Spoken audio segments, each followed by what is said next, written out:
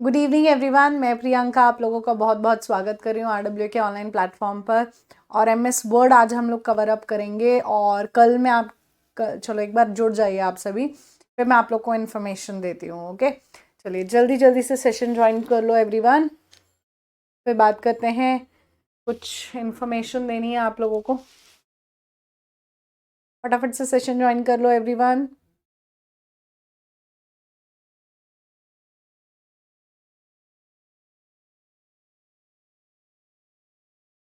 Good evening everyone, good evening.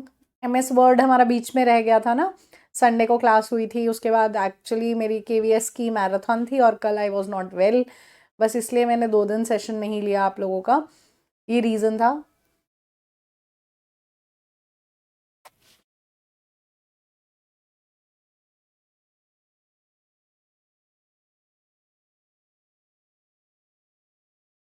देखो आज मेरी आवाज़ अच्छी आ रही है ना, that means I am absolutely fine.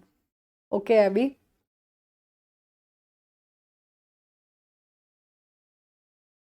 Good evening. सुनिए स्टूडेंट्स, तो MS वर्ड को फिलहाल आज फिनिश करते हैं, अभी कोशिश करते हैं आज MS वर्ड हमारा ख़त्म हो जाए, क्योंकि एक क्लास ऑलरेडी हो गई थी और हमने 2 टैब्स पर बात कर ली थी, होम और इंसर्ट।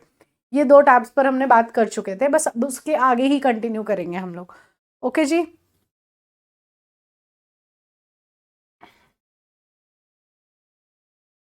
चलिए। तो MS वर्ड में आगे क्या है सुनिए।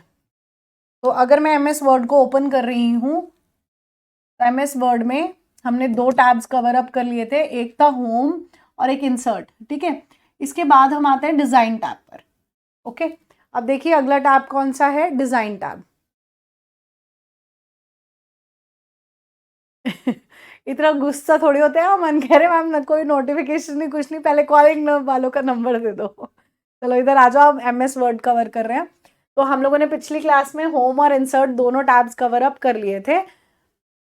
अब हम आगे कवर कर रहे हैं डिजाइन। डिजाइन टैब में पहला आपको क्या दिख रहा है, डिजाइन टैब में पहला मुझे दिख रहा है थीम्स। पहला पहला ऑप्शन कौन सा है, थीम्स। अच्छा एक मिनट, पहले ये इन्फॉर्म कर देती हूँ मैं, उसके बाद इसको स्टार्ट करती हूँ। सुनो स्टूडेंट्स, DBMS की 7 क्लास हो चुकी हैं, अभी और पेंडिंग है, क्योंकि ऐसा हुआ था कि संडे को मैं फिनिश नहीं कर पाई थी ना ये वाला, तो उम्मीद थी कि संडे को ही फिनिश हो जाएगा। तो DBMS भी हमारा साथ चल रहा है और MS वर्ड भी, तो इसीलिए मैं कोशिश कर रही हूँ कि आज हमारा MS वर्ड खत्म हो जाए, और कल उम्मीद है पूरी पूरी कि मैं आपको आज शाम को जब ग्रुप खुलेगा मैं आपको टेलीग्राम पर मैसेज डाल दूंगी, और मैं कल आपकी 2 क्लासेस ले लूंगी, एक DBMS की और एक MS एक्सेल स्टार्ट कर लेंगे। ठीक है जी, ये काम हम कल करेंगे। ओके, तो मैं आप लोगों को इससे रिलेटेड टेलीग्राम पर मैसेज डाल दूंगी। ओके, कल पूरी उम्मीद है कि हम 2 क्लासेस ले लें। I am absolutely fine students, thank you so much. चलिए, DBMS पूरा नहीं हुआ है अभी, ठीक है। DBMS काफी हद तक कंप्लीट हो चुका है, थोड़ा सा बचा है लास्ट की कुछ चीजें, तो उसी को कवर करेंगे। ओके जी, चलिए। तो अब कोई कमेंट नहीं कुछ नहीं, अब यहाँ पर ध्यान देते हैं, सबको मैंने इन्फॉर्म कर दिया सारी चीजें। चलो अब आ जाओ यहाँ पर। DBMS की 8वीं जो क्लास है उसमें just I came to inform कि आई एम नॉट वेल, मैं क्लास नहीं ले पाऊंगी, क्योंकि उस दिन काफ़ी तेज़ फीवर था मुझे, इसीलिए। तो DBMS की 8वीं क्लास है ही नहीं। ओके, मैं आई थी live just to inform you all. Okay जी, चलो अब पढ़ ले, हम लोग सारी इन्फॉर्मेशन मिल गई है। चलिए, तो अगला टैब कौन सा है MS वर्ड के अंदर, तो अगला टैब हमारे पास है डिज़ाइन टैब। ठीक है जी, अगला tab is design tab.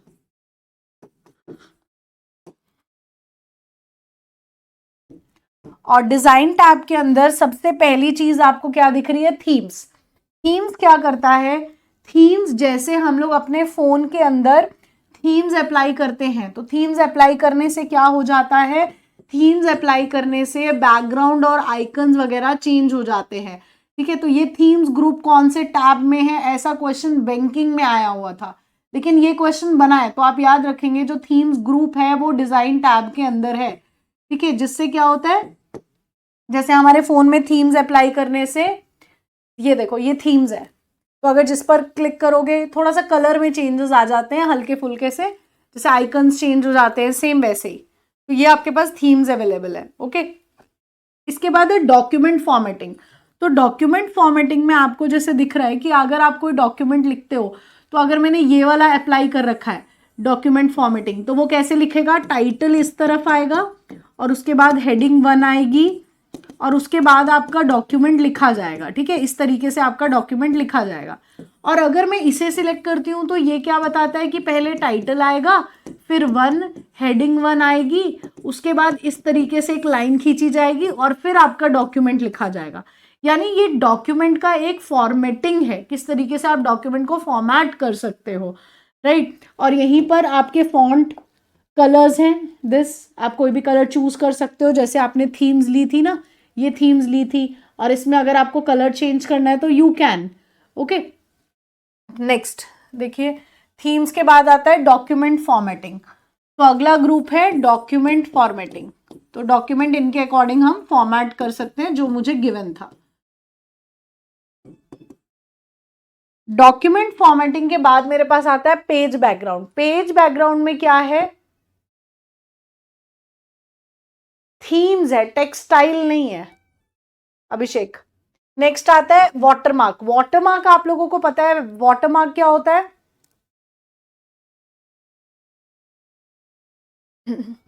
Watermark क्या होता है, जैसे आपको नोट्स मिलते हैं तो पीछे इंस्टीट्यूट का नाम लिखा होता है ना, डिम डिम सा, डिम कंटेंट बोलते हैं उसको। और जो वाटरमार्क होता है वो पिक्चर भी हो सकती है और टेक्स्ट भी हो सकता है। ठीक है, तो नेक्स्ट आता है पेज बैकग्राउंड। पेज बैकग्राउंड में कौन है, वाटरमार्क। अगला ग्रुप है पेज बैकग्राउंड।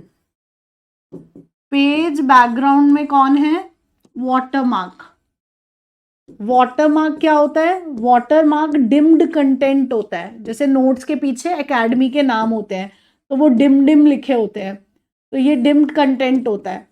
और जो वाटरमार्क होता है वो टेक्स्ट और इमेज दोनों हो सकते हैं, टेक्स्ट और इमेज दोनों हो सकते हैं वाटरमार्क। ओके जी,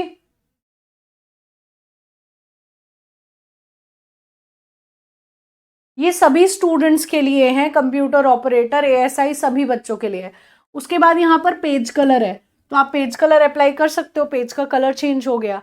ठीक है, और पेज का बॉर्डर, पेज का बॉर्डर जिस तरीके से आप अप्लाई करोगे तो पेज का बॉर्डर आ गया। तो बैकग्राउंड के अंदर वाटरमार्क, पेज कलर और पेज बॉर्डर आता है। पेज कलर और पेज बॉर्डर। ठीक है जी, तो ये हो गया आपका design tab complete.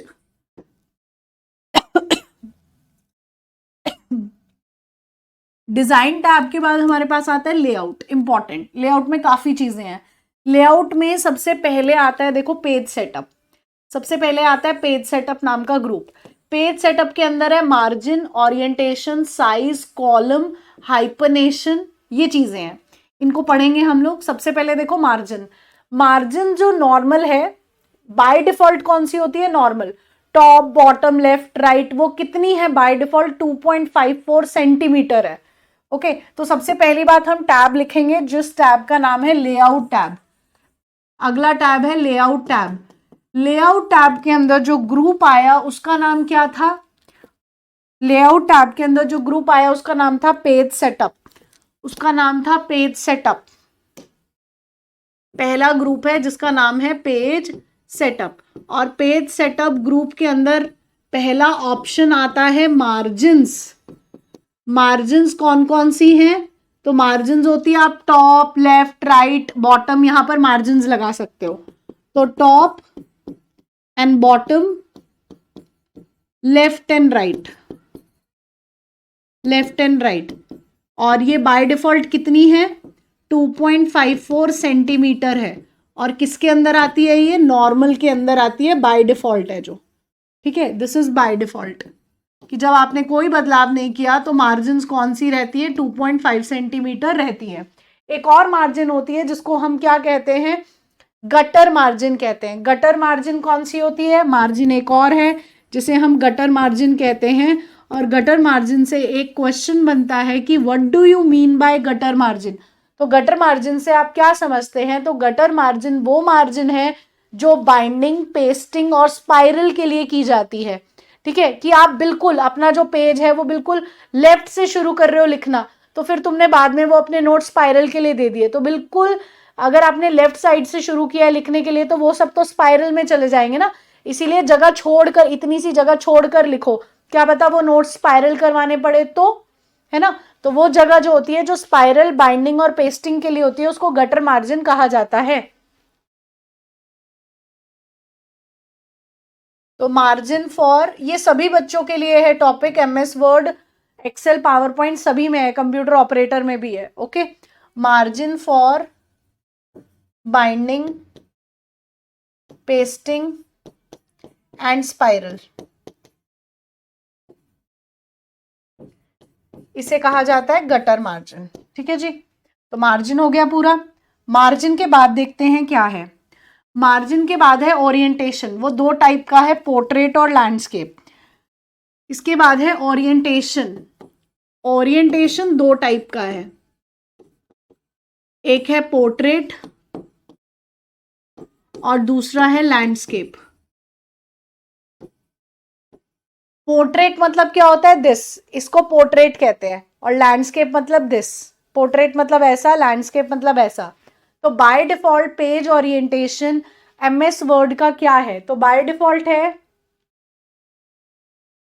By default क्या है, पोर्ट्रेट। ठीक है, एमएस वर्ड का पेज ओरिएंटेशन बाय डिफॉल्ट जो है वो पोर्ट्रेट है। नेक्स्ट, पोर्ट्रेट के बाद आता है साइज। साइज यानी पेज का साइज। और आप लोगों से एक क्वेश्चन है कि बाय डिफॉल्ट पेज का साइज क्या होता है, बताइए। बाय डिफॉल्ट पेज का साइज क्या होता है, जल्दी से कमेंट करके बताइए।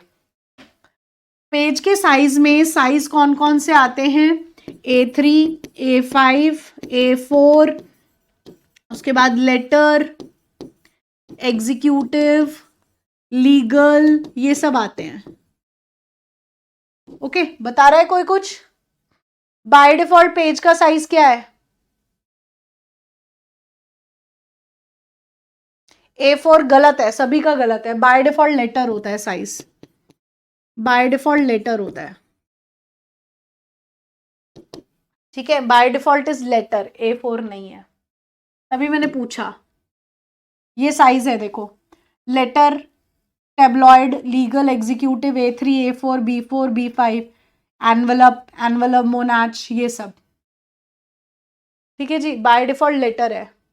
और लेटर का साइज कितना होता है, लेटर का साइज होता है 8.5 इंटू 8.5 इंटू 11 इंचेस में।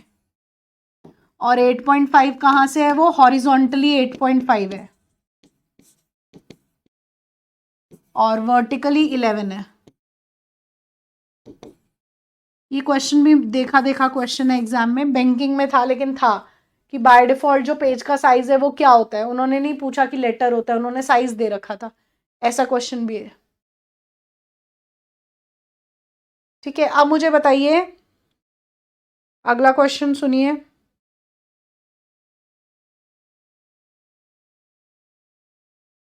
हाफ ऑफ A4 पेज क्या है,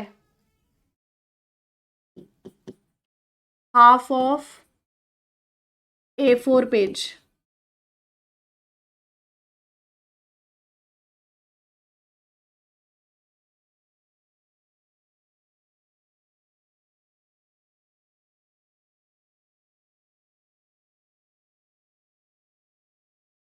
बताइए। Half of A4 page is A5। अब इनका साइज लिख लीजिए।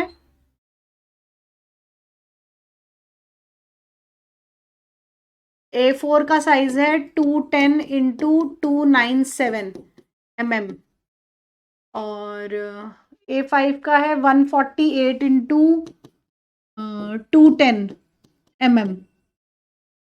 ये साइज है इनके। अमन यादव, ये दूसरी क्लास है, ठीक है। तुम थे पहली क्लास में, संडे को हुई थी।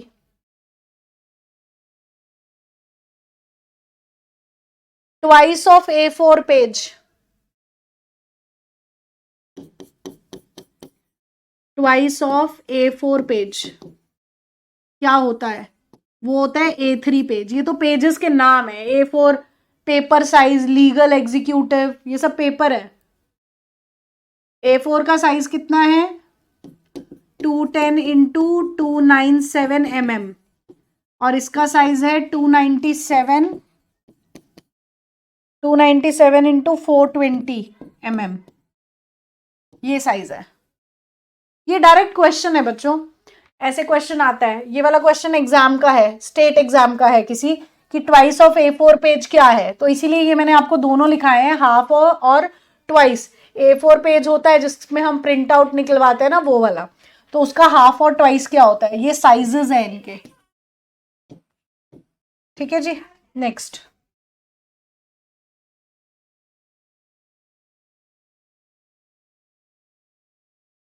अमन यादव ने एक मैसेज किया, उसका अमन आपका वाला ना, आपका ही तो नाम आया है अमन यादव, 43911315 सेम है अमन। अच्छा वो 16 है, 7542816, आईडीज अलग है, नाम देखो दोनों के सेम है, अमन यादव। चलो नेक्स्ट देखिए, नेक्स्ट है कॉलम्स। कॉलम्स, कॉलम्स ये दिख रहा है सभी को, न्यूज़पेपर में देखते होगे आप कॉलम्स, है ना, न्यूज़पेपर्स में कॉलम्स क्या होते हैं देखिए। अगला ग्रुप आता है कॉलम्स। कॉलम्स कैसे होते हैं, ये आपका पेज है, न्यूज़पेपर्स में आपने देखा होगा कि सपोज आपने कुछ डॉक्यूमेंट लिखा है, तो यहां खत्म होने के बाद वो अगले पेज में यहां शुरू होगा, लेकिन कॉलम्स में क्या होता है, इस तरीके से लिखा होता है, यहां लिखा है, फिर इसके बाद यहीं पर नेक्स्ट पेज में इस तरीके से, जैसे आपके क्वेश्चन पेपर्स भी आते हैं, यहां लिखा है, ये अब 3 कॉलम्स बने हुए हैं, यहां पे लिख दिया, ये इसको कॉलम्स कहते हैं। ओके जी, this is columns. Sorry, next is hyphenation, समझते हैं हम, ठीक है, हाइपरनेशंस क्या होता है। अगली टर्म है हाइपरनेशंस। हाइपरनेशंस क्या होता है, हाइपरनेशंस क्या है, जैसे आपका पेज ना यहां पर खत्म हो रहा है, तो जब आपका पेज यहां खत्म हो रहा है, आप कोई वर्ड लिख रहे हो, उसकी स्पेलिंग बड़ी है और वो इस लाइन में कंटिन्यू नहीं हो पा रही, तो तुम डैश लगा के नीचे से लिखते हो, इसको हाइपरनेशन कहते हैं। कि अगर कोई स्पेलिंग लिख रहे हो और वो बड़ी है तो पूरी नहीं आई, तो डैश लगा के हम नीचे कंटिन्यू करेंगे। और जो हाइपरनेशन होता है वो ऑटोमेटिकली अप्लाई होता है जस्टिफाई अलाइनमेंट पर, automatically applied to justify alignment. अब जस्टिफाई पर ऑटोमेटिकली कैसे अप्लाइड है उसको समझते हैं। जो जस्टिफाई अलाइनमेंट है आपकी, उसमें राइट एंड लेफ्ट साइड दोनों से चीजें बराबर हो जाती है। तो अगर आप कोई स्पेलिंग लिख रहे हो और वो यहां पर पूरा नहीं आ रहा, तो वो आगे थोड़ी कंटिन्यू करने देगा, क्योंकि उसने लेफ्ट और राइट दोनों जगह से चीजों को बराबर करना है, तो वो डैश लगवाएगा और नीचे से लिखवाएगा। ये हाइपरनेशन टर्म है और ये ऑटोमेटिकली अप्लाइड होती है जस्टिफाई अलाइनमेंट पर। ओके जी,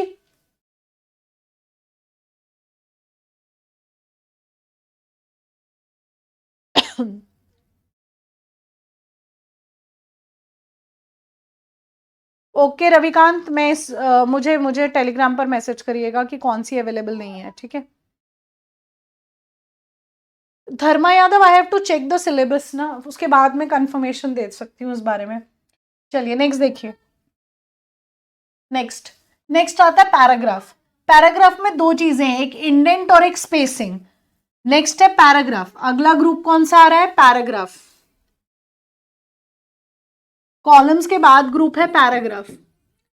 अब आपको पैराग्राफ में अगर मैं बोलूं इंडेंट करना और पैराग्राफ में स्पेस देना, इन दोनों में डिफरेंस तो पता होगा, क्योंकि जब हम लाइन स्पेसिंग की या पैराग्राफ स्पेसिंग की बात करते हैं, तब क्या मतलब होता है, ये 2 लाइंस हैं, इनके बीच में वर्टिकली कितनी स्पेस है, इसको हम लाइन स्पेसिंग कहते हैं, है ना, लाइन स्पेसिंग कहा जाता है। और जब हम इंडेंट की बात कर रहे होते हैं, तो इंडेंट क्या होता है, ऊपर ऐसा एक रूलर आता है, स्केल, और उसके ऊपर ये चीज बनी हुई आती है। तो इसका क्या मतलब है, आपका टेक्स्ट यहां से शुरू होगा और यहां खत्म होगा, तो ये इंडेंट है। इंडेंट मुझे क्या बता रहा है कि आपकी लाइन कहां शुरू होगी और कहां खत्म होगी, लेकिन लाइन स्पेसिंग ने क्या बताया कि दो लाइंस के बीच में कितनी स्पेस अवेलेबल होगी, तो दोनों बातों में डिफरेंस था ना। ओके, तो पैराग्राफ ग्रुप है, पैराग्राफ ग्रुप है, और इसके अंदर दो ऑप्शंस आए, इंडेंट और स्पेस, दोनों दोनों अलग चीजें हैं, ठीक है। इंडेंट और स्पेस मैंने दोनों आपको डिफरेंसेस बताए कि इंडेंटेशन क्या होता है और स्पेसिंग क्या होता है, ठीक है जी। नेक्स्ट, नेक्स्ट है अरेंज। अरेंज में हमने एक रैप टेक्स्ट पढ़ना है, इसकी मैं फोटो भी दिखाती हूं आपको। नेक्स्ट आता है अरेंज ग्रुप। अरेंज ग्रुप के अंदर है रैप टेक्स्ट। रैप टेक्स्ट देखो कैसा होता है, मैं इसकी फोटो दिखाती हूँ, बहुत अच्छे से समझ में आएगा आपको फोटो देखते ही।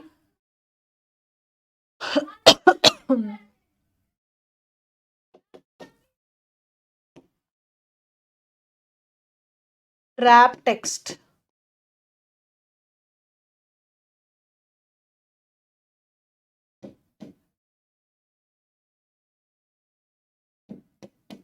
इनवर्ड,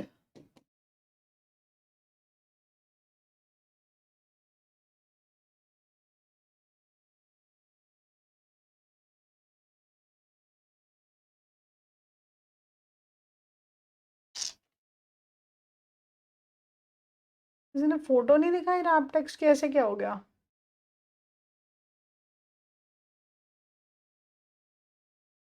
अच्छा, रैप टेक्स्ट इन एक्सेल लिख दिया, रुको, wrap text in word.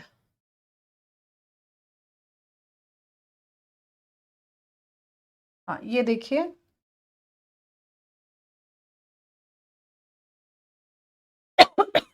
Sorry, ये दिख रही है सभी को फोटो, दिस फोटो दिख रहा है सभी को।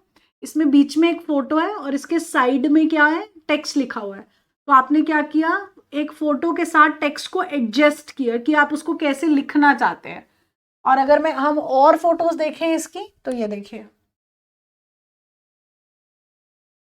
ये दिख रहा होगा सभी को, यहाँ पर बीच में एक पिक्चर है और तुमने टेक्स्ट किस तरीके से लिखा है, ठीक है। इनमें और इनमें डिफरेंस है, इसमें पिक्चर के इस साइड और इस साइड टेक्स्ट है, इसमें पिक्चर के ऊपर नीचे साइड में सारी जगह टेक्स्ट है। तो this is wrap text, okay जी। इसे क्या कहते हैं हम, रैप टेक्स्ट कहते हैं।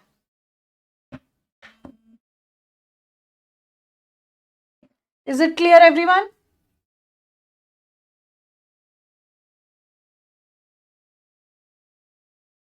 तो नेक्स्ट इज रैप टेक्स्ट, यानी देखो एक्सेल में और वर्ड में दोनों का अलग अलग काम है।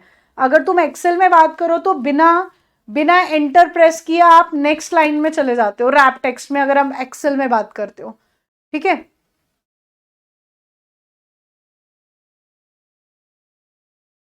नेक्स्ट, रैप टेक्स्ट वर्ड में क्या कर रहा है, ये क्या कर रहा है, एडजस्ट कर रहा है, किसको, adjust text with the picture,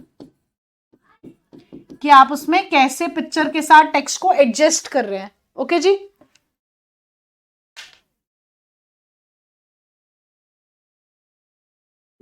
Sabir, मैं लेखपाल के लिए तो पढ़ा ही नहीं रही ना आपको, वर्ड एक्सेल पावर पॉइंट तो पूरा हो जाएगा, वो तो पूरी उम्मीद है।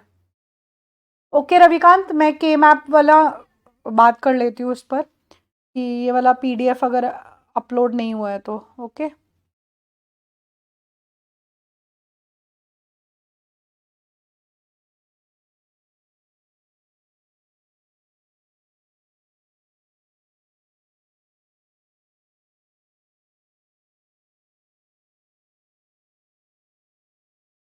देखिए, हिंदी में थोड़ा सा और एलैबोरेट कर रही हूँ मैं इसको, थोड़ा सा और लिख के दे देती हूँ आपको, या तो देख लो। ये जब आप रैप टेक्स्ट में जाते हो ना, अभी यहाँ पे इमेज नहीं है, जब आप रैप टेक्स्ट में जाते हो तो एक ड्रॉप डाउन खुलता है, तो इसमें काफ़ी ऑप्शंस आते हैं, उनके बारे में एक दो चीज़ें मैं लिख कर दे रही हूँ आपको। जैसे कि आप इमेज और टेक्स्ट को कैसे लिखना चाहते हो, ओके, ऐसे इमेज या ऑब्जेक्ट पर क्लिक करें, फिर पिक्चर फॉर्मेट टैब में जाकर रैप टेक्स्ट विकल्प चुनें। अब इसमें जो विकल्प आते हैं ना वो लिख लेते हैं, मतलब ऑप्शंस कौन कौन से आते हैं, आप किस तरीके से इमेजेस को एडजस्ट कर सकते हो। तो ऑप्शन इसमें आता है एक स्क्वायर, एक आता है टाइट, या इसके अंदर आता है inside, in front of text, जैसे विकल्पों का, मतलब इन ऑप्शंस का हम इस्तेमाल कर सकते हैं, का इस्तेमाल कर सकते हैं, और इनमें हम टेक्स्ट को ही एडजस्ट करते हैं पिक्चर के साथ। ठीक है जी, टेक्स्ट और पिक्चर को एडजस्ट करते हैं इन्हीं ऑप्शंस के साथ।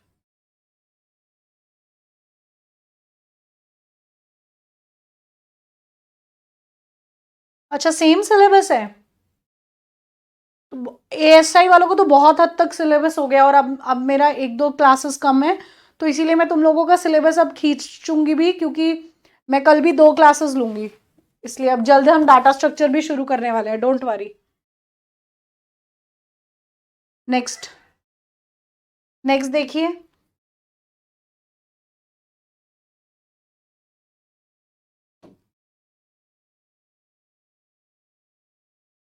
ओके, तो ये हमारा अरेंज के अंदर रैप टेक्स्ट हो गया, जिसमें हमने इमेज और टेक्स्ट को एक दूसरे के साथ अरेंज किया। नेक्स्ट आता है रेफरेंसेस।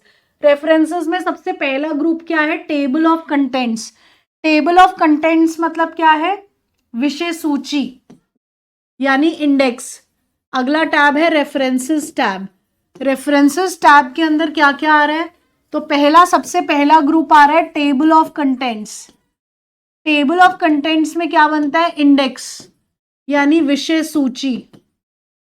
विषय सूची बनती है। ठीक है, इसके बाद आपके पास आता है, आप लोग मुझे बताइए,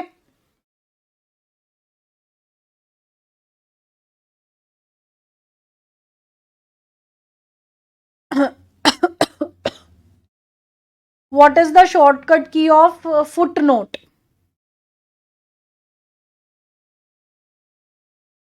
ठीक है, next footnote. Footnotes insert करना है आपने। Footnote, endnote, footer, header, इन सब में डिफरेंस है। एंड नोट की भी बात करेंगे। Alt plus control plus F, ये शॉर्टकट की है। देखो अब इनमें क्या डिफरेंस है। नहीं हुआ, डीबीएमएस खत्म नहीं हुआ। एमएस वर्ड भी एक्चुअली संडे को शुरू हुआ था, तो वो उसी दिन नहीं खत्म हुआ था, बिकॉज मेरी तबीयत खराब थी, तो इसीलिए ये दोबारा चल रहा है। ठीक है, तो आई थॉट कि हम इसे खत्म कर लेते, क्योंकि डीबीएमएस अभी बड़ा है। मैं ऑलरेडी बता दिया, तुम लोग लेट आकर फिर वही पूछते हो। फुटनोट, एंड नोट और फुटर को समझो। जब हम हेडर की बात करते हैं, तो हेडर कहाँ होता है? एवरी पेज की हेडिंग है हेडर। एवरी पेज की हेडिंग है हेडर। जब हम फुटर की बात करते हैं, तो फुटर क्या होता है? एवरी पेज का बॉटम है, वो हर एक पेज के बॉटम में होगा। लेकिन जब आप लोग फुट नोट की बात करते हो, जब फुट नोट की बात करते हो, तो वो करंट पेज का बॉटम है। करंट पेज के बॉटम में है वो। करंट पेज के बॉटम का क्या मतलब है? जैसे ये आपका करंट पेज इस टाइम खुला हुआ है, जो खुला हुआ पेज है दैट इज करंट। तो तुमने यहां पर स्टार लगाया और इसके बारे में नीचे नोट बनाकर लिखा, ये होता है आपका क्या? Foot note. ये क्या होता है? Foot note. ठीक है, और जब आप एंड नोट की बात करते हो, तो एंड नोट कहां आता है? बुक के लास्ट में, लास्ट में, एंड में।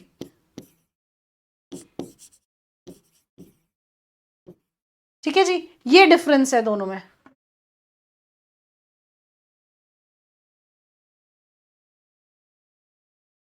अब बताइए, what is the shortcut key of end note?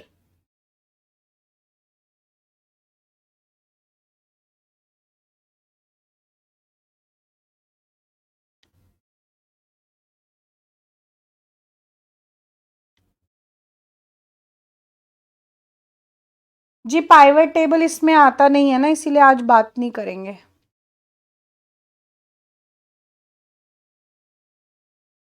Excel में आता है, तो एक्सेल में बात करेंगे उसके बारे में।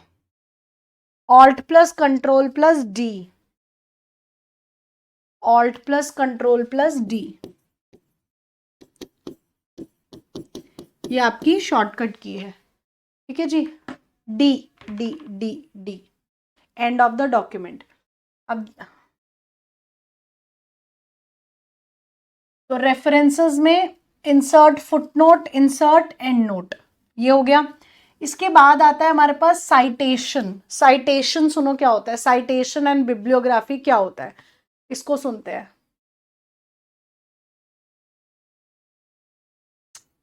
Alt plus control plus D है बच्चों, ई नहीं है।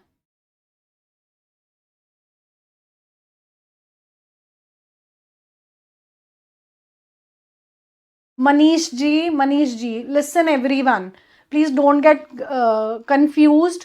एक्चुअली क्या हुआ था कि संडे, क्योंकि एएसआई वाले बच्चे बहुत देर से फ्री बैठे हुए थे, जिसकी वजह से संडे को एक स्पेशल क्लास लगी थी, that was of MS word, ठीक है। लेकिन मेरी तबीयत खराब थी, जिसकी वजह से वो एक दिन में टॉपिक खत्म नहीं हो पाया था, और बीच में केवीएस की मैराथन भी आ गई थी, जिसकी वजह से 2-3 दिन का गैप पड़ गया, और आपकी क्लास फिनिश नहीं हो पाई थी एमएस वर्ड की, जो पेंडिंग रह गई है। और ये छोटा सिलेबस है, इसीलिए ये जल्दी फिनिश हो जाएगा।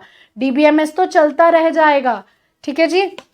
इसीलिए तो ऐसा नहीं है कि एक चैप्टर तो फिनिश हो जाए फिर दूसरा शुरू किया करो। एएसआई वाला बच्चा कहाँ जाएगा, वो भी तो देखना है। तो वो तो पूरे डीबीएमएस में खाली बैठा है, एएसआई का बच्चा, वो भी देखना पड़ता है। नहीं, ऑपरेटर वालों के लिए है, ये ऑपरेटर वालों के लिए है। ये नहीं सुना जब मैंने कहा कि ऑपरेटर वालों के लिए है। नेक्स्ट ये सुनो, अब साइटेशन एंड बिब्लियोग्राफी क्या होता है। जैसे अगर मैं पीएचडी कर रही हूं तो मुझे रिसर्च करना होगा ना, तो मुझे कुछ रिसर्च पेपर्स देखने होते हैं। जैसे मुझे लिटरेचर पर किसी एक टॉपिक पर रिसर्च कर रहा है, तो कैसे लिखा गया रिसर्च पेपर, मैं एक फॉर्मेट देखना चाहती हूँ, ठीक है। तो वो रिसर्च पेपर्स यहाँ पर पब्लिश हैं। जैसे ये शिकागो एपीए देखो, 16th edition, 6th edition, GB 7714, GOST, name sort, Harvard, Anglia, ये सब लिटरेचर या साइकोलॉजी, इनसे रिलेटेड ये चीजें क्या है, these are the research paper thesis के, तुम इससे रेफरेंस ले सकते हो। ये है यहाँ पर साइटेशन और बिब्लियोग्राफी, ठीक है।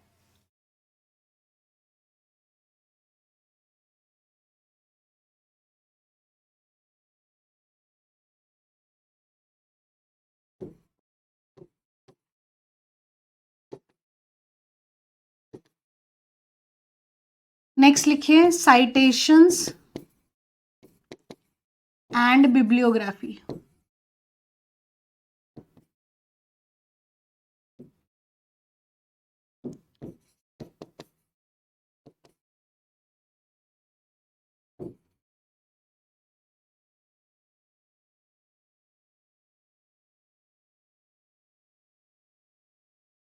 एफ है, 7 नहीं है, एफ है, गोलू प्रजापति।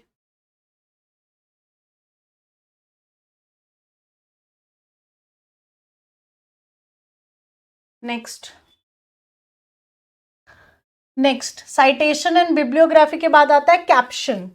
अब कैप्शन क्या होता है, जैसे आप लोग देखते हो कि ये मेरी बुक है कोई, ठीक है। बुक में यहाँ पर कोई इमेज है, इमेज के नीचे लिखा होता है इमेज 4.2 करके लिखा होता है कुछ एक लाइन।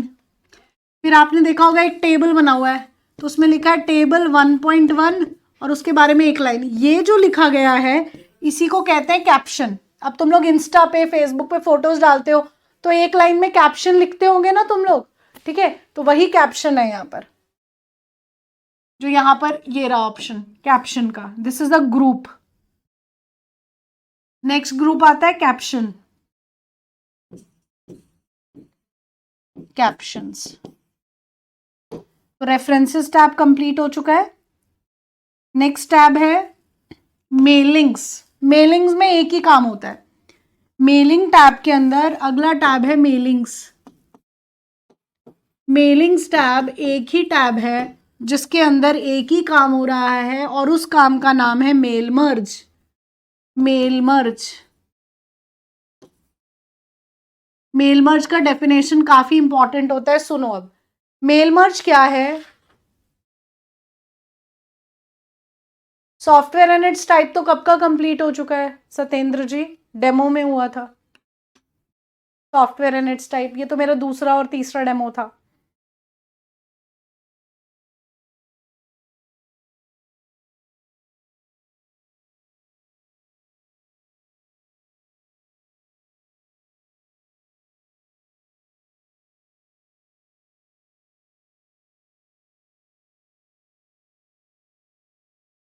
अमन कुमार जी, आधे आधे चैप्टर नहीं हुए, आई थिंक आपको पता नहीं है इस बारे में, है ना?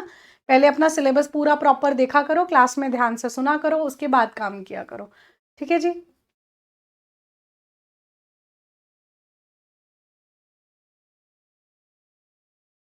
चलिए सुनिए।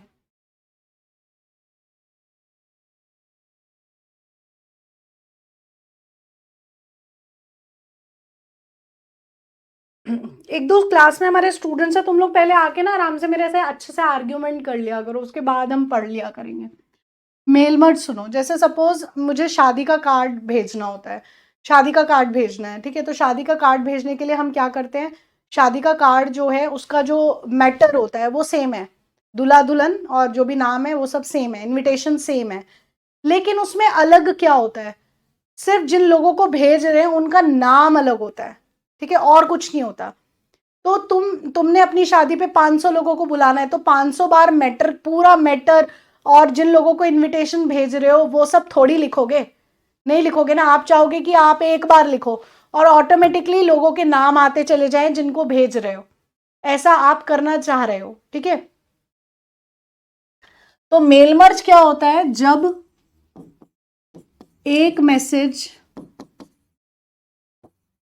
या मेल, सिर्फ मैसेज या मेल नहीं है, लेटर भी होते हैं, मैसेज, मेल या लेटर, बहुत सारे लोगों को भेजने हो, मतलब एक ही कंटेंट जो है वो बहुत लोगों को भेजना है, तब तब हम मेल मर्ज का इस्तेमाल करते हैं। जैसे कैसे, देखो, सपोज करो कि मैं किसी कंपनी में काम करती हूं,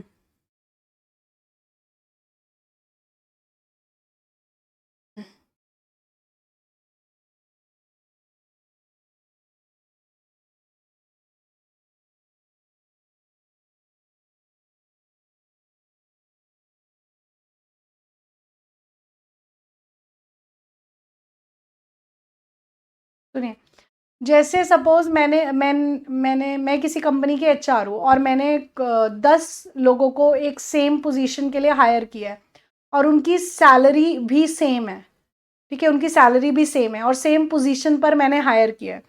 तो अब मैं ऑफर लेटर बनाऊंगी, तो मैं क्या चाहूंगी कि मैंने 20 लोगों को हायर किया है सेम पोजीशन पे सेम सैलरी के साथ, तो क्या मैं 20 बार ऑफर लेटर लिखूंगी? नहीं ना, मुझे बड़ा टाइम वेस्ट लग रहा है ये, ठीक है? तो अब हम क्या करेंगे, मेल मर्ज करने के लिए हम किसका इस्तेमाल करेंगे, सॉरी, अब ये डॉक्यूमेंट लिखने के लिए हम किसका इस्तेमाल करेंगे, मेल मर्ज का। तो मेल मर्ज का कैसे इस्तेमाल किया जाएगा, सबसे पहले आप क्या करोगे, स्टार्ट मेल मर्ज करोगे। तो स्टार्ट मेल मर्ज करते ही आप इसके अंदर एक ही डॉक्यूमेंट लिखोगे। स्टार्ट मेल मर्ज में जो आपका मेन डॉक्यूमेंट है वो लिखा जाएगा, मेन डॉक्यूमेंट लिखा जाएगा, मेन डॉक्यूमेंट जिसको हम कहते हैं सोर्स डॉक्यूमेंट, जो सबका सेम है वो आपने लिख दिया एक बार, ठीक है? सोर्स डॉक्यूमेंट आपने लिख दिया। यहां पर स्टेप है आपका, देखो, मेल मर्ज में क्रिएट एनवलप्स, लेबल्स, एनवलप्स, ठीक है? लेबल्स, लेबल्स क्या होता है, ये एनवलप है, इसके ऊपर यहाँ एड्रेस लिखा होता है, वो बनाना है, डिलीवरी एड्रेस लिख लो उस पर, लाइक दिस, ठीक है? उसके बाद स्टार्ट मेल मर्ज है, तो तुम लेटर भेज सकते हो, ईमेल भेज सकते हो, एनवलप्स, लेबल्स, डायरेक्टरी, ये सब भेज सकते हो। तो ये की पॉइंट्स आएंगे आपके पास कि जब आपको एक लेटर सेम लोगों को भेजना है, आप चाह रहे हो, तो वो किससे होगा, तो वो मेलिंग टैब के अंदर मेल मर्ज है। तो mail merge letter, email, envelopes, label, directory, ये सब भेजता है, ठीक है? तो इस पॉइंट को भी नोट कर लो, letter, email, directory, label, envelopes, ये सब बनाने के काम में आता है मेल मर्ज। ठीक है, तो अब जैसे ही आपने स्टार्ट मेल मर्ज किया तो आपको लेटर बनाना है, ईमेल मैसेज बनाना है या एनवलप एक जैसा बनाना है, किसी पर भी आप क्लिक कर सकते हो। तो जो आपने बनाना है, आपने बनाया, पहला सोर्स डॉक्यूमेंट बनाया। ठीक है, अब जो मेरे बाकी के लोग थे, देखो एक सोर्स डॉक्यूमेंट तो मैंने बना दिया, एक सोर्स डॉक्यूमेंट मैंने बना दिया है जो मेरा मेन डॉक्यूमेंट है, और मैंने कंपनी में हायरिंग करी है, तो मैंने 20 लोगों की हायरिंग करी है सेम पोजीशन पर। तो उसमें क्या चीजें बदलेंगी, उसमें एम्प्लॉय का नेम बदलेगा, उसमें क्या क्या बदलेगा, एम्प्लॉय का नेम बदलेगा, एम्प्लॉय का एड्रेस बदलेगा, एम्प्लॉय का फोन नंबर बदलेगा, और अगर ईमेल आईडी है रखना चाह रहे हो आप तो वो बदलेगा। तो ये 4 चीजों की वजह से तुम 20 बार थोड़ी लिखोगे। ठीक है, तो ये जो 4 चीजें हैं ये कहां से उठाई जाएंगी उन 20 लोगों की, तो आप जाओगे यहां इस पर, इसमें क्या है, राइट एंड इंसर्ट फील्ड। देखो जब मैं इसे क्लिक करूंगी तो क्या आता है, देखिए अभी तो डिसेबल्ड है क्योंकि कुछ लिखा नहीं है इस पे।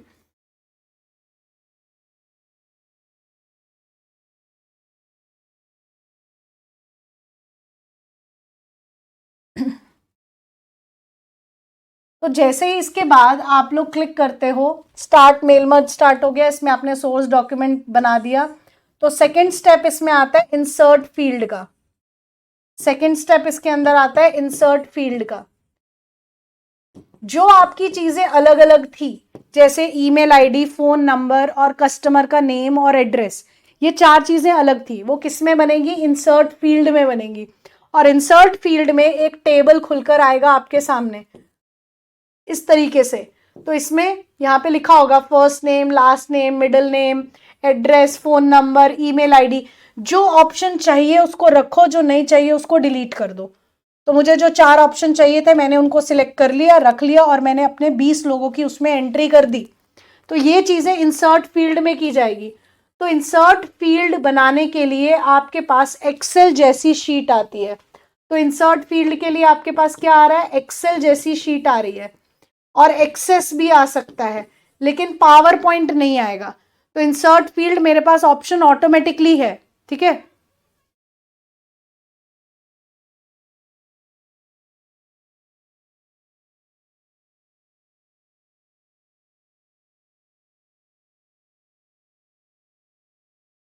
Insert field. Next, insert field होने के बाद आप क्या करते हैं, जैसे आप इंसर्ट फील्ड करते हैं ना, तो इस तरीके से ये वाले एरोज आते हैं, इसके अंदर लिखा होता है नेम, इसके अंदर लिखा होता है एड्रेस, इसके अंदर लिखा होता है फोन नंबर। तो ये एरोज आते हैं।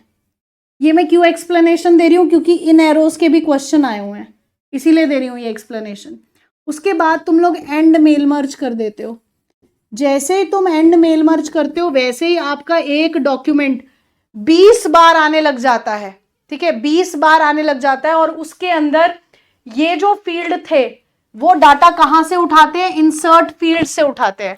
कहां से डाटा उठाते हैं, इंसर्ट फील्ड से डाटा उठाते हैं। ठीक है, जो चीजें अलग अलग थी वो सब।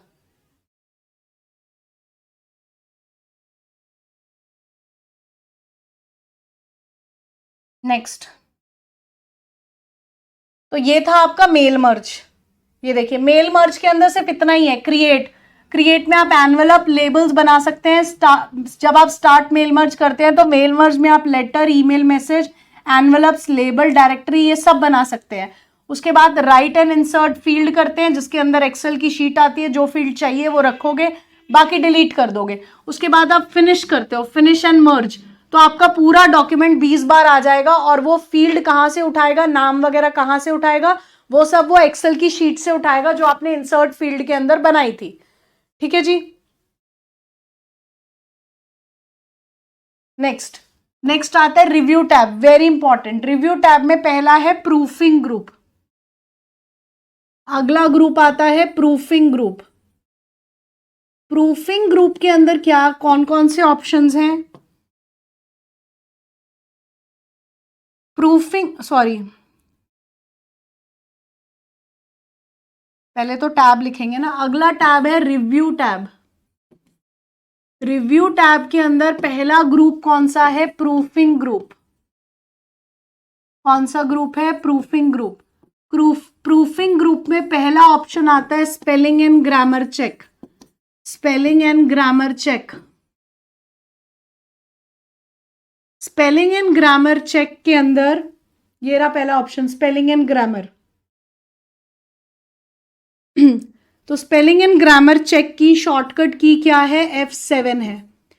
अगर रेड अंडरलाइन आता है तो उसका मतलब है कि आपने स्पेलिंग एरर किया है। स्पेल एरर है रेड अंडरलाइन का मतलब, स्पेलिंग में गलती है। जब ग्रीन अंडरलाइन आता है तब उसका मतलब है कि ग्रामेटिकल एरर है, ग्रामर में कुछ एरर है, तब ग्रीन अंडरलाइन आता है, ग्रामेटिकल एरर। और जब ब्लू अंडरलाइन आता है तब तो वो लिंक होता है, यानी हाइपर लिंक होता है वो तो। इसके बाद आता है थिसॉरस। थिसॉरस की शॉर्टकट की है shift plus F7। Shift plus F7। और थिसॉरस क्या बताता है? सिनोनिम। सिनोनिम और एंटोनिम बताने का काम करता है।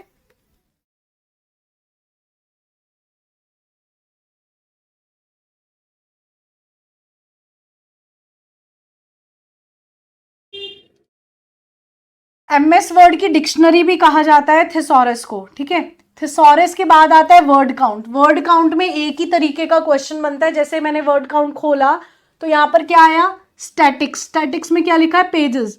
मतलब जो आपने कितने नंबर ऑफ पेजेस खोले हैं, उन पेजेस के अंदर कितने नंबर ऑफ वर्ड्स हैं, कैरेक्टर्स कितने हैं बिना स्पेस के और स्पेस के साथ, कितने पैराग्राफ्स हैं और कितनी लाइंस है। तो वर्ड काउंट से एक ही टाइप का क्वेश्चन बनता है कि आपको ऑप्शन दे रखे हैं और आपसे पूछा गया कि वर्ड काउंट इनमें से किसे काउंट नहीं करता।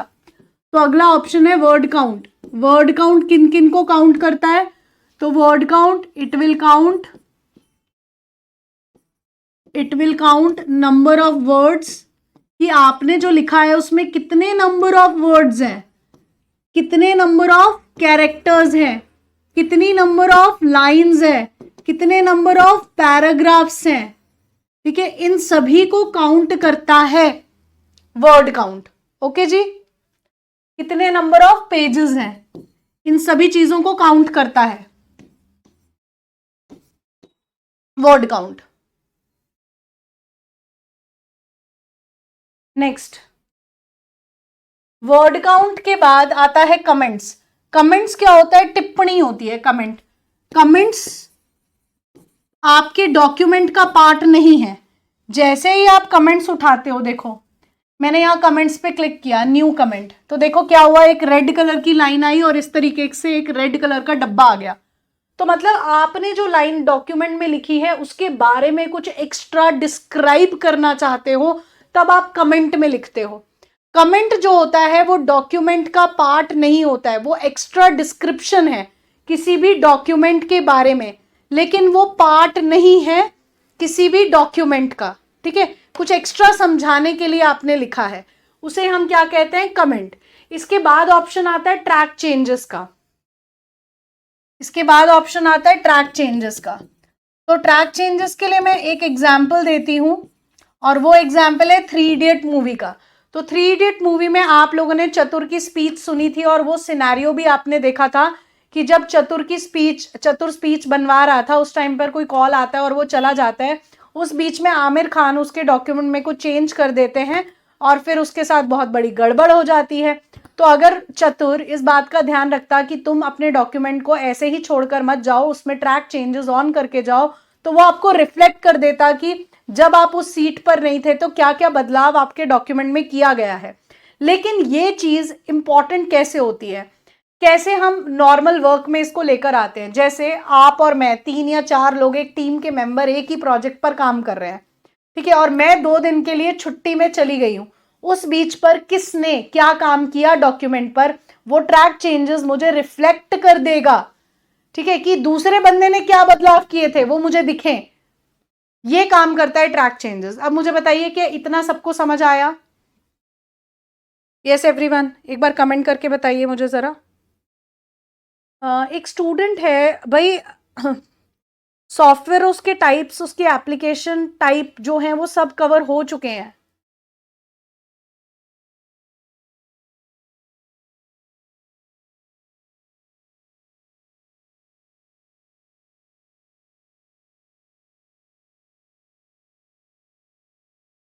कंट्रोल प्लस शिफ्ट प्लस ई इसकी शॉर्टकट की है। कंट्रोल प्लस शिफ्ट प्लस ई। गुड, सब क्लियर है तो अच्छी बात है। हिंदी में इसकी डेफिनेशन भी लिख लो।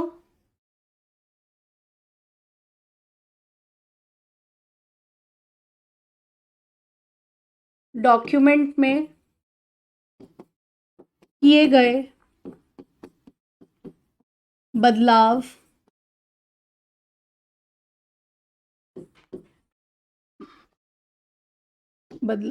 जैसे जोड़ना, हटाना या फॉर्मेटिंग करना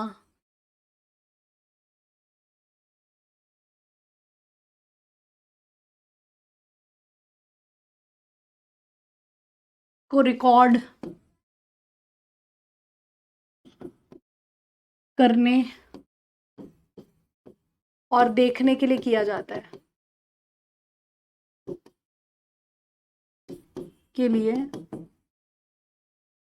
किया जाता है। ये आपका ट्रैक चेंजेस का काम है। ठीक है जी। नेक्स्ट,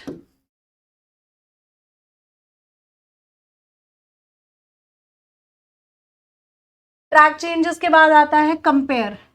कंपेयर के अंदर देखो, compare to version of document, combine revision from multiple authors into a single document. अगर आपके पास डिफरेंट डॉक्यूमेंट खुले हैं तब भी आप उनको कंबाइन करके एक डॉक्यूमेंट बना सकते हो, उनमें से कंटेंट उठाकर एक डॉक्यूमेंट बना सकते हो, दो डॉक्यूमेंट खोलकर आपस में उनका कंपैरिजन कर सकते हो। ये काम कंपेयर करता है। इसके बाद यहाँ पे प्रोटेक्ट आता है, लेकिन प्रोटेक्ट कैसे है? रेस्ट्रिक्ट एडिटिंग है। अगला ग्रुप देखिए, अगला ग्रुप है कंपेयर। कंपेयर ने क्या किया? दो डॉक्यूमेंट्स को खोला और हमने उसमें कंपैरिजन किया, या दो डॉक्यूमेंट्स को मिलाकर आपने एक डॉक्यूमेंट में कोई एडिटिंग करनी है तो आप कर सकते हो। ओके, नेक्स्ट आता है प्रोटेक्ट।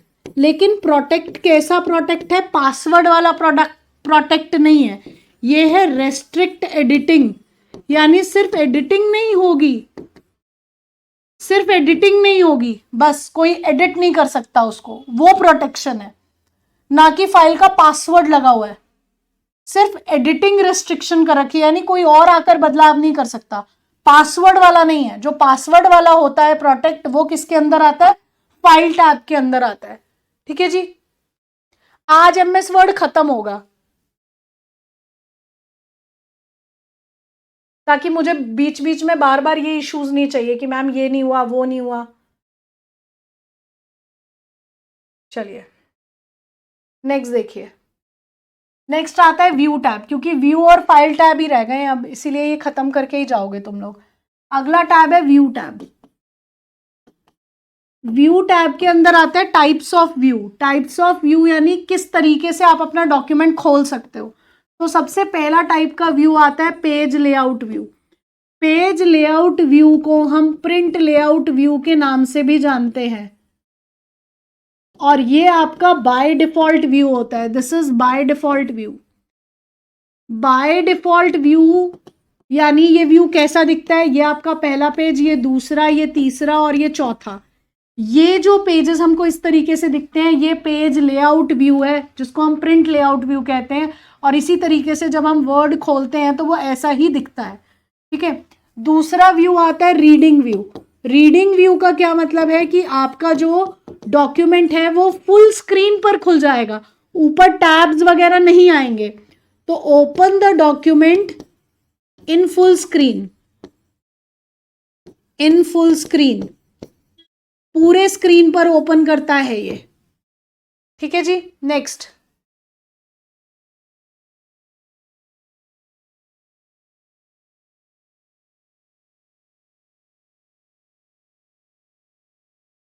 नेक्स्ट देखिए। ये देखो व्यू टैब में रीड मोड जैसे ही मैंने करा तो ऊपर के टैब वगैरह सब हट गए, सिर्फ ऊपर एक टाइटल बार आ रहा है बस, और कुछ नहीं आ रहा। ठीक है जी।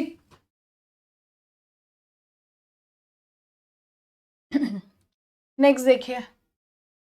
नेक्स्ट, अगर मैं ड्राफ्ट व्यू करती हूँ, सॉरी वेब लेआउट व्यू करती हूँ, तो जिस तरीके से एक वेब पेज खुलता है ना, सेम वैसे ही आपका डॉक्यूमेंट खुलता है। नेक्स्ट आउटलाइन व्यू में देखो, आउटलाइन व्यू में यहाँ पे छोटा सा बुलेट आया, आपको दिख नहीं रहा होगा, ये छोटा सा बुलेट आया और हेडिंग लिखी हुई है, ये समझाती हूँ आपको, इसका क्वेश्चन भी आता है। नेक्स्ट व्यू देखिए, तीसरा व्यू है आउटलाइन व्यू। आउटलाइन व्यू में क्या होता है, जैसे विकिपीडिया होता है, विकिपीडिया में आपने देखा होगा यहाँ पर एक बुलेट आता है और यहाँ पर हेडिंग लिखी होती है, उसके नीचे उसकी डिस्क्रिप्शन होती है। ये बुलेट है, जब इस बुलेट को क्लिक करते हो ऐसा आपको विकिपीडिया पे लिखा हुआ दिखता है ना, विकिपीडिया पे ऐसे बुलेट है और यहाँ हेडिंग है।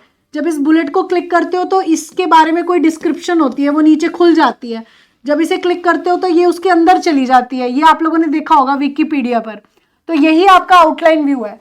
तो इसमें क्या आ रहे हैं, बुलेट्स, बुलेट्स आ रहे हैं और यहाँ पर हेडिंग लिखी होती है, हेडिंग्स आती है, यानी सिर्फ और सिर्फ टेक्स्ट पर काम किया जाता है।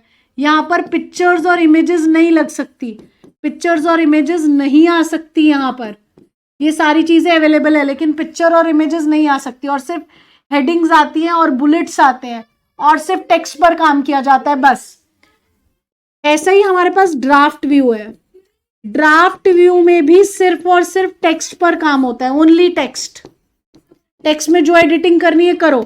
इसमें ना तो इमेज लग सकती है इस व्यू में, ना पिक्चर आ सकती है, ना ही हेडर एंड फुटर लग सकता है, और ना ही पेज ब्रेक हो सकता है। इनमें से कोई काम नहीं होगा,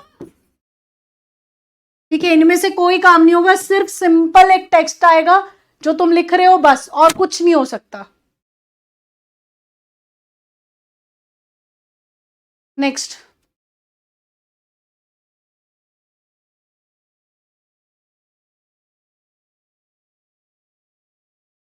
next is web layout view. Web layout view क्या करता है, जिस तरीके से वेब पेज खुलता है सेम वैसे ही आपका डॉक्यूमेंट खुलता है। जैसे ऊपर यहाँ पर अर्थ आने लगती है और यहाँ पर एक एड्रेस बार आता है जिसमें आप www.facebook.com लिखते हो ना, सेम वैसा ही आपका पेज यानी आपका डॉक्यूमेंट खुलता है। Open the document like a web page, जैसे वेब पेज खुलता है सेम वैसे ही, जैसे ब्राउजर पर वेब पेज खुलता है वैसे।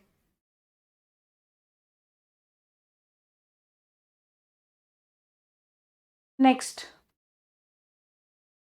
नेक्स्ट आता है यहां पर ऑप्शन व्यू के अंदर आता है नेक्स्ट शो। शो में देखो रूलर, रूलर चेक बॉक्स है, ये ऊपर रूलर बना हुआ है क्योंकि टिक है, मैं इसको हटा देती हूँ तो रूलर चला गया। ग्रिड लाइंस देखो ऐसे लाइंस आ गई हैं, ये सी लाइंस है ग्रिड लाइंस। नेविगेशन पेन यानी यहाँ पर आपको कुछ सर्च आउट करना है तो आप कर सकते हो, ये चीजें आती हैं। ओके, तो ये चेक बॉक्सेस के साथ है। नेक्स्ट आता है शो, शो या हाइड कह सकते हो आप इसे।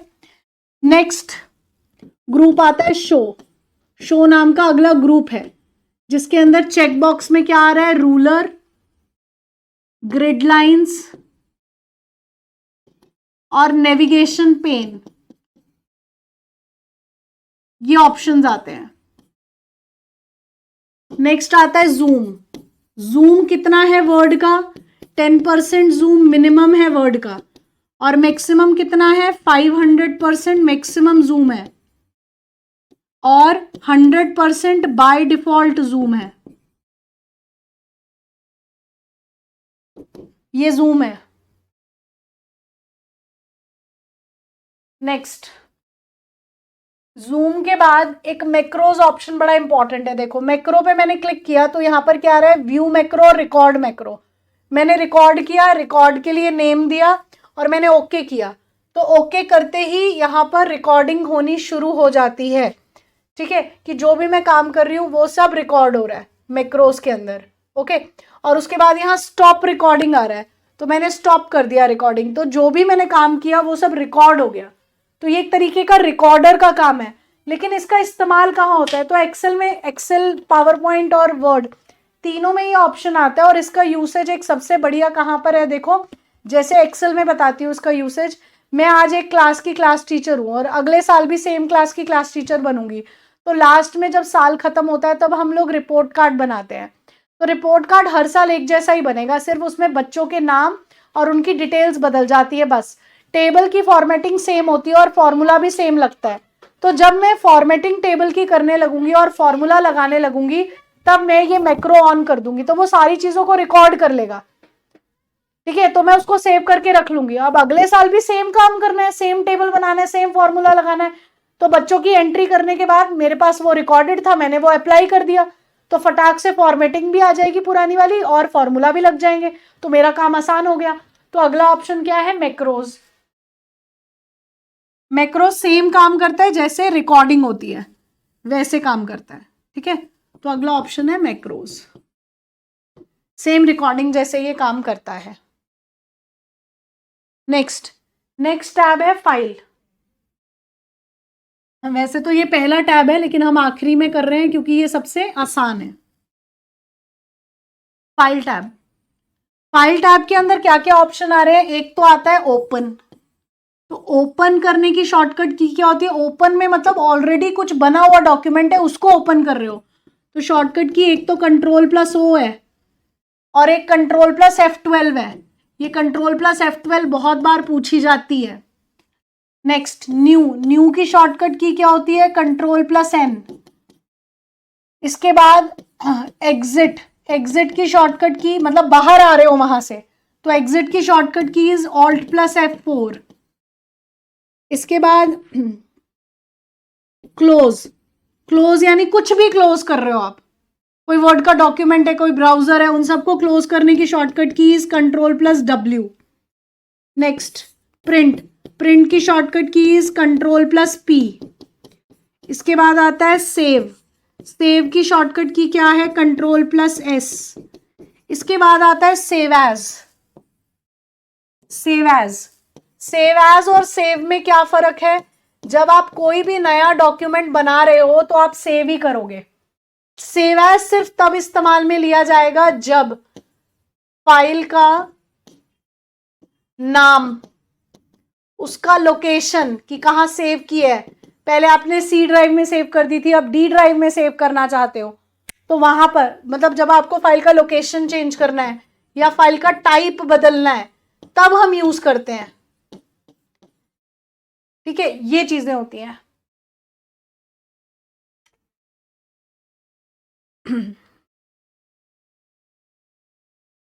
अब आप लोग मुझे कमेंट करके फटाफट से बताइए, what is the shortcut key of rename?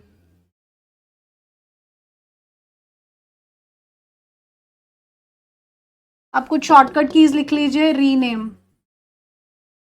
F2, ये SSC में क्वेश्चन आया था।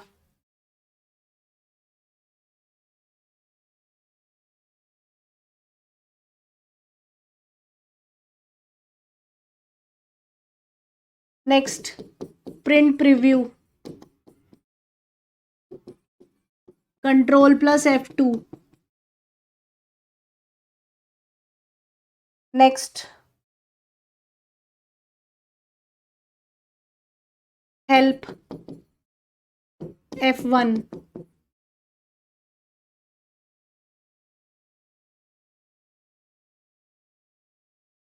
Next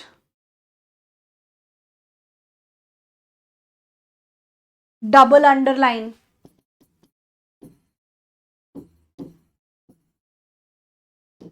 Control+Shift+D। ये कुछ रीसेंट एग्जाम में पूछी गई शॉर्टकट कीज हैं। ठीक है, हाँ तो आप क्लास लगाओ ना गोलू जी UPGK की, आपको मना थोड़ी किया मैंने।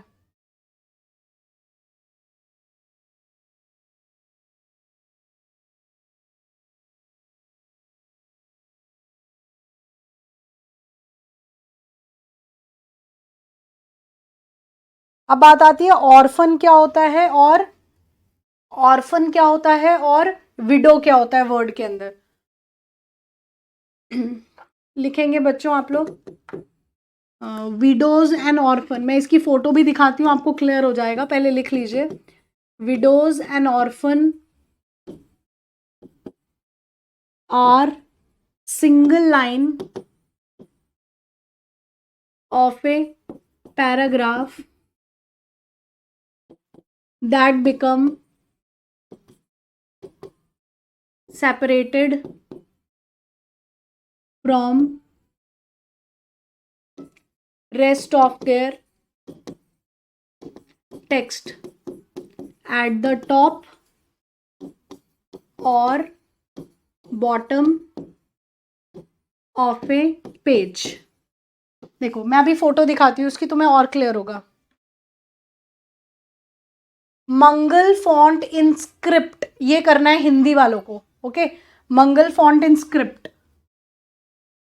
सुनो, अब मैं आपको बता रही हूं ऑर्फन क्या होता है और विडो क्या होता है.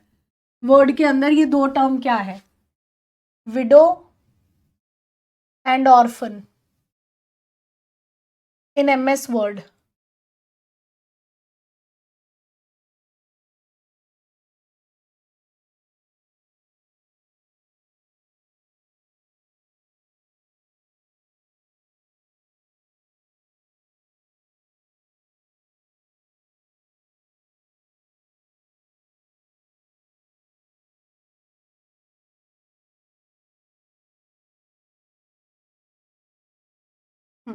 ये वाली इमेज ठीक है.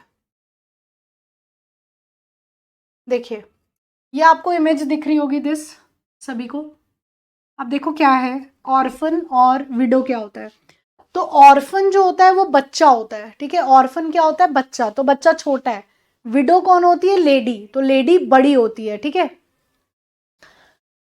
तो यानी जो ऊपर की बात, जो ऊपर ऊपर आएगा वो कौन होगा, विडो, क्योंकि विडो बड़ी होती है, लेडी होती है. और जो नीचे आएगा वो कौन होता है, ऑर्फन. अब देखो क्या मतलब है इन चीजों का. जैसे आपने कोई पैराग्राफ लिखा, ये है, आपने कोई पैराग्राफ लिखा, ठीक है.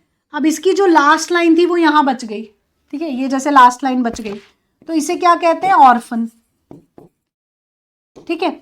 अब एक और पेज है, उसमें ना आप एक कोई डॉक्यूमेंट लिख रहे थे. अब इस डॉक्यूमेंट की जो लास्ट लाइन थी वो अगले पेज के फर्स्ट लाइन पर है. ये मतलब एंड था, इस पैराग्राफ का आखिरी लाइन ये थी.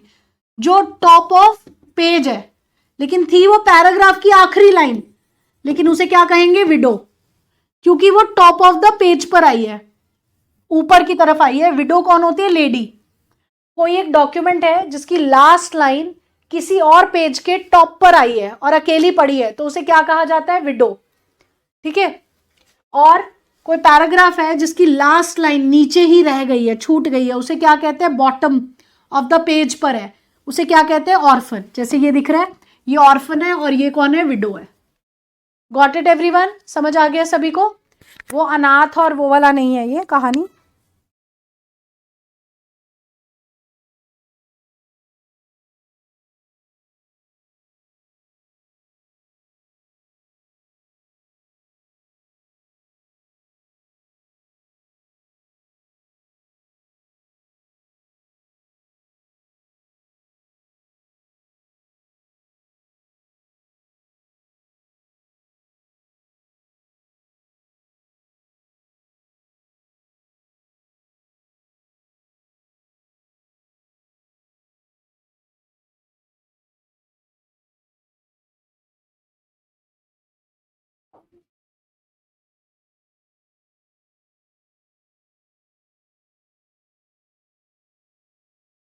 यानी the last line of a paragraph,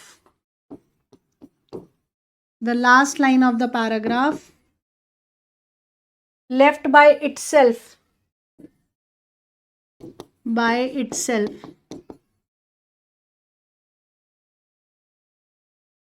at the top of new page. बताओ क्या कहोगे उसको. किसी पैराग्राफ की लास्ट लाइन है लेकिन वो कहां आ रही है, टॉप ऑफ न्यू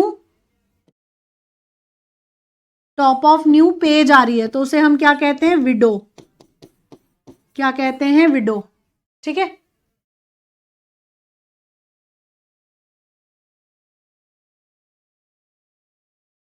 नेक्स्ट, और इसी का उल्टा, N orphan is first line of paragraph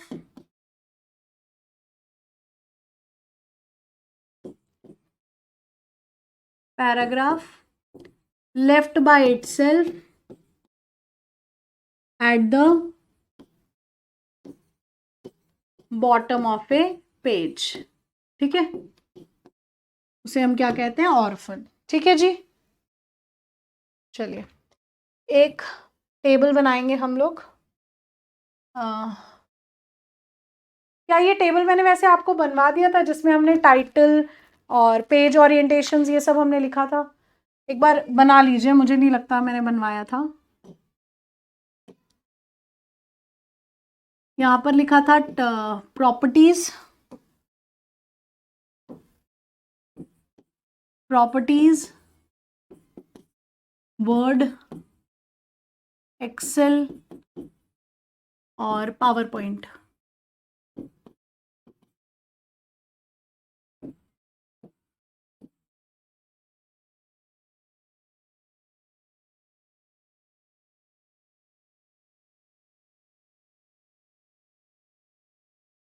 क्या ये टेबल आप लोग बना चुके थे? नहीं बनी ना, बस ठीक है। तो पहला पॉइंट है टाइटल। जब हम पेज ओपन करते हैं तो सबसे ऊपर जो टाइटल बार आता है उस पर वर्ड में बाय डिफॉल्ट क्या लिखा होता है, डॉक्यूमेंट 1 लिखा होता है। और एक्सेल में क्या लिखा होता है, बुक 1। और पावर पॉइंट में क्या लिखा होता है, प्रेजेंटेशन 1, प्रेजेंटेशन 1।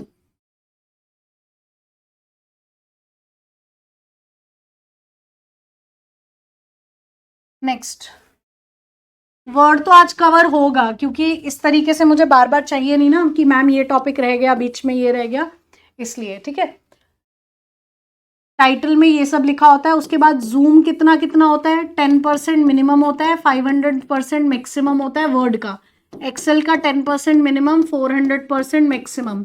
पावर पॉइंट का 10% मिनिमम, 400% मैक्सिमम। ठीक है जी, ये होगा जूम। इसके बाद बात आती है ओरिएंटेशन की, page orientation. By default page orientation MS word का है पोर्ट्रेट, एक्सेल का दोनों है पोर्ट्रेट और लैंडस्केप, और पावर पॉइंट का है लैंडस्केप। नेक्स्ट,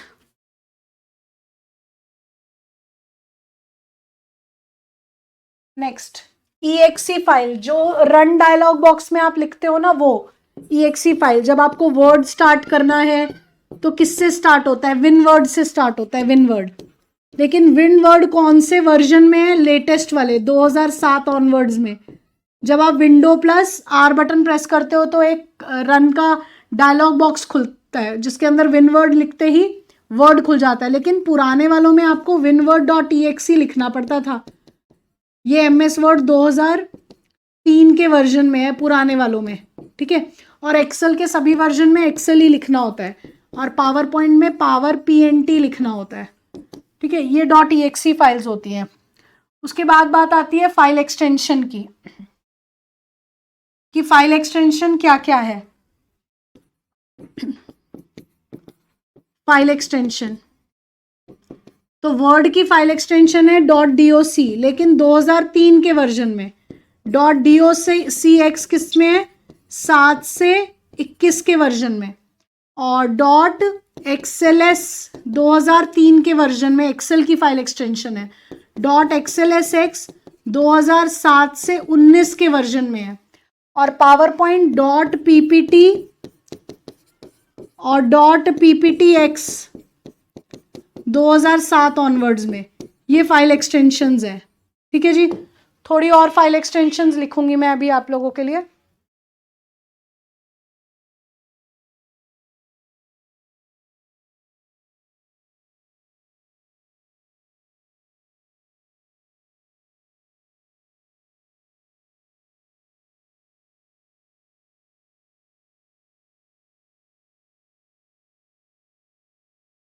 यहां तक कोई डाउट है तो बताइए किसी को,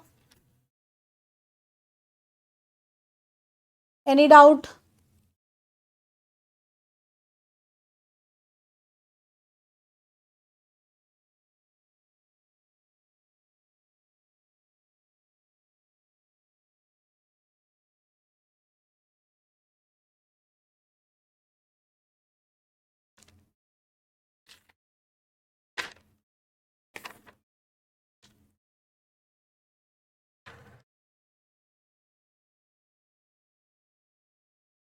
चलिए अब कुछ और फाइल एक्सटेंशन लिखेंगे। देखिए फाइल एक्सटेंशंस कौन कौन सी आती हैं और इन पर क्वेश्चंस बन जाते हैं। जैसे .xlsm, XLS किसकी है? एक्सेल की। और M किसके लिए यूज होती है? मैक्रो एनेबल्ड के लिए, जो हम रिकॉर्डिंग करते हैं। तो XLS किसकी है? एक्सेल की। तो एक्सेल मैक्रो एनेबल्ड फाइल की फाइल एक्सटेंशन है। M किसके लिए लगता है? मैक्रो एनेबल्ड के लिए, जो हम रिकॉर्डिंग के लिए यूज करते हैं। .xlst तो एक्सेल टी यानी template, sorry EXLST XLTX, T किसके लिए? टेम्पलेट के लिए। ठीक है, तो ये फाइल एक्सटेंशन किसकी है? एक्सेल की टेम्पलेट फाइल, एक्सेल की टेम्पलेट फाइल की फाइल एक्सटेंशन है। नेक्स्ट .xltm, एक्सेल किसके लिए? एक्सेल। टी किसके लिए? टेम्पलेट। एम किसके लिए? मैक्रो। तो यानी एक्सेल की template macro enabled file, macro enabled file, ये फाइल एक्सटेंशन है। नेक्स्ट .docm किसकी फाइल एक्सटेंशन है? मैक्रो एनेबल्ड, लेकिन डॉक लगा हुआ है आगे। तो डॉक यानी क्या है? वर्ड, वर्ड की macro enabled file, enabled file, इसकी फाइल एक्सटेंशन है ये। राइट। नेक्स्ट .dotx, तो ये किसकी है? डीओ किसके लिए लग रहा है? वर्ड का। और टी किसके लिए? टेम्पलेट। तो word template file. Next .dotm, D O किसके लिए? वर्ड के लिए। और टी किसके लिए? टेम्पलेट के लिए। और एम किसके लिए? मैक्रो एनेबल्ड के लिए, मैक्रो एनेबल्ड के लिए। ठीक है जी। नेक्स्ट पावर पॉइंट में .pptm, पीपीटी किसकी है? Power point. एम किसकी है? मैक्रो। तो power point macro enabled file, macro enabled file की फाइल एक्सटेंशन है। ठीक है जी। नेक्स्ट आती है .potx, तो पावर पॉइंट का template, power point template. Next .potm, PO किसके लिए? Power point. टी किसके लिए? टेम्पलेट। एम किसके लिए? मैक्रो एनेबल्ड, यानी power point template macro enabled, macro enabled. ये फाइल एक्सटेंशंस हो गई तीनों की। नेक्स्ट .exe तो एग्जीक्यूटेबल फाइल्स है, यू ऑल नो। .exe किसके लिए लगती है? एग्जीक्यूटेबल फाइल्स के लिए। नेक्स्ट आती है ऑडियो फाइल्स। ऑडियो फाइल्स की फाइल एक्सटेंशन क्या होती है? जैसे MP3 होती है, MP3 .wav, waveform audio file format. Next .aac, advanced audio coding, ये सब ऑडियो फाइल की फाइल एक्सटेंशन है। .wma, Windows media audio, Windows media audio. Next .aiff, audio interchange file format, file format. ये हो गई audio की file extensions. ठीक है जी। नेक्स्ट आती है वीडियो की फाइल एक्सटेंशन। अच्छा MID भी है, .mid, musical instrument digital interface, musical instrument digital interface. ये है ऑडियो फाइल की फाइल एक्सटेंशंस। इसके बाद आती है वीडियो फाइल्स। वीडियो फाइल्स जिसमें ऑडियो वीडियो दोनों आती हैं। .mp4, ऑडियो वीडियो दोनों आती है। .mov, एप्पल का ये MOV एप्पल सपोर्ट करता है। Quick time movie. Next .avi audio video interleave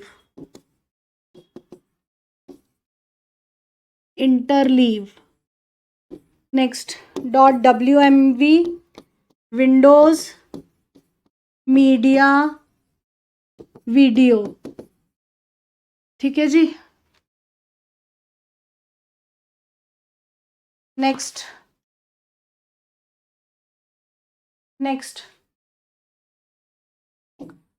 notepad की फाइल एक्सटेंशन क्या है? .txt किसकी फाइल एक्सटेंशन है? नोटपैड की। RTF रिच टेक्स्ट फॉर्मेट किसकी फाइल एक्सटेंशन है? वर्डपैड की। ठीक है, अब आती है इमेज की फाइल एक्सटेंशंस कौन कौन सी हैं। नेक्स्ट इमेज की फाइल एक्सटेंशन जैसे .jpeg ये सब आता है।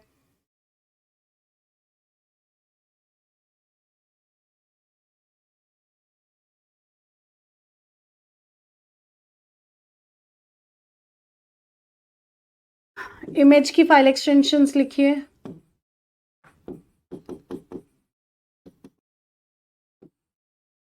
.jpg या JPEG full form is joint photographic experts group. Next है PNG portable network graphics. Next है .gif graphics interchange format. Image की फाइल एक्सटेंशंस हैं ये। नेक्स्ट .tiff भी है tagged image file format.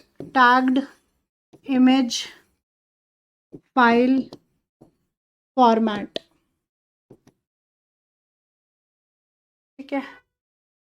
.bmp भी है बिटमैप इमेज। तो ये सब आपकी फाइल एक्सटेंशंस थी।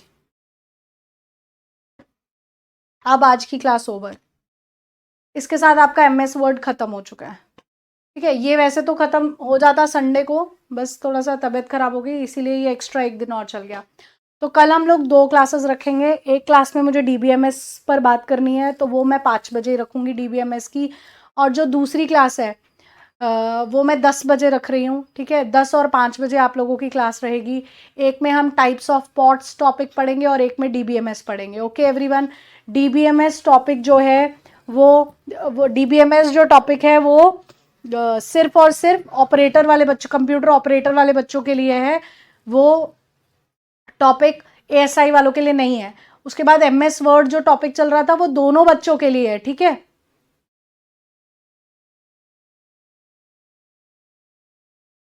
चलिए थैंक यू एवरीवन।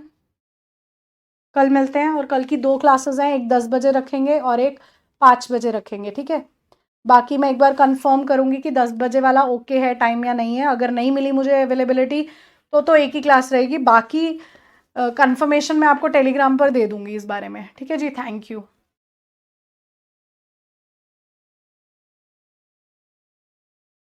तुम लोगों को सिलेबस भी जल्दी फिनिश करना है, एक बार में एक चैप्टर भी करना है तुम लोगों को, ऐसा नहीं होता है। ठीक है, और 2-2 बैचेस के बच्चे हैं, सबका अलग अलग कहानी चलता है तुम्हारे बैच में, इसीलिए अगर इनकेस मैं इनको छोड़ देती हूँ ASI वाले बच्चों को तो उनको रहता है कि मैम हमारा तो टॉपिक चल ही नहीं रहा, और मैम एक एक क्लास कराओ तो दिक्कत होती है, ऐसे सिलेबस फिनिश नहीं होगा। ठीक है, क्योंकि मुझे काफ़ी एडवांस तक अभी जाना है ऑपरेटर वालों में। बीच बीच में कुछ टॉपिक्स हैं जिसको हमने ASI लेवल तक छोड़ा हुआ है, तो उसको मुझे एडवांस लेवल तक भी लेकर जाना है, इसीलिए। ओके, अब देखो सबमिक्स वाला वो आपको देखना पड़ेगा, मुझे तो सिलेबस कंप्लीट करने पर चलना है, इसीलिए अब काफ़ी टाइम हो चुका है आप लोगों को पढ़ते पढ़ते। तो अब मैं 2 टॉपिक्स एक साथ शुरू कर सकती हूँ, उसमें कोई दिक्कत आनी नहीं चाहिए किसी को। ओके जी, चलिए थैंक यू। तो कल हम मोस्ट प्रोबेबली रखेंगे क्लास 2। Thank you.